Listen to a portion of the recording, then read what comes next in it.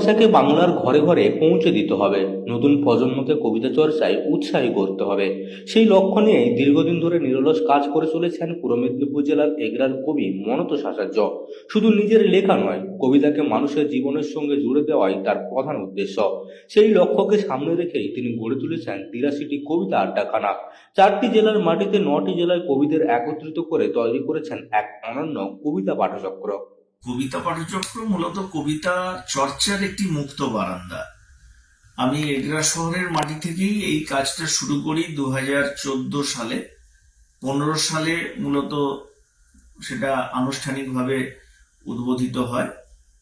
তারপরে মোটামুটি দক্ষিণবঙ্গের প্রায় 4টি জেলার মাটিতে এবং প্রায় 9টি জেলার কবি সাহিত্যিকদের নিয়ে এই কাজ করেছি। এখনো পর্যন্ত ৮৩টি কবিতার আড্ডা আমি সংগঠিত করেছি বিভিন্ন জায়গায়।